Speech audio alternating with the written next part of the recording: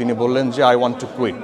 ওয়াশরুমে গিয়ে সেখানে পড়ে যান পা পিছলে। শেষ সময় তার শরীর অত্যন্ত ভেঙে পড়েছে, ঠিকভাবে কথা বলতে পারছিলেন না। তো আমরা চেষ্টা করেছিলাম যে আরেকবার হসপিটালাইজড করা যায় কিনা, কিন্তু তিনি হসপিটালাইজড হতে রাজি হননি।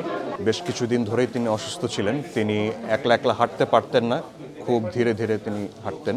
আজকে তিনি ওয়াশরুমে গিয়েছিলেন, প্রত্যক্ষদর্শীরা যেটা জানিয়েছে। ওয়াশরুমে গিয়ে সেখানে পড়ে যান পা পিছলে এবং সেখানে রক্তাক্ত হন। অন্যান্য মেম্বার যারা ছিল প্রাথমিক চিকিৎসার ব্যবস্থা করার চেষ্টা করে এবং পরবর্তীতে অ্যাম্বুলেন্সে করে তাকে এমার্জেন্সিতে নিয়ে আসেন, কিন্তু কর্তব্যরত চিকিৎসক তাকে মৃত ঘোষণা করা হয়। তো ঘণ্টাখানেক আগে তিনি মারা গিয়েছিলেন।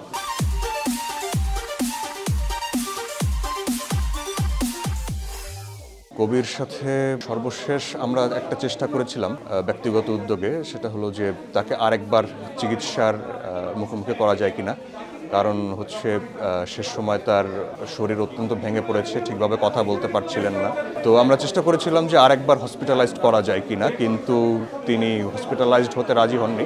তিনি বললেন যে আই ওয়ান্ট টু কুইট। চিকিৎসা তিনি নেননি, তিনি নিজে নিজে চলাফেরা করতেন। তো আজকেই দুর্ঘটনা ঘটলো, বাথরুমে তিনি পড়ে গেলেন এবং তাকে অন্যান্য মেম্বাররা নিয়ে আসে এমার্জেন্সিতে এবং তিনি মারা যান।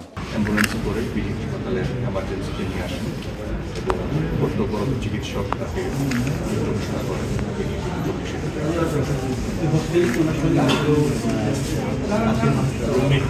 হোস্টেলে তিনি রুমে একা থাকতেন, কিন্তু তার ব্যক্তিগত পরিচর্যা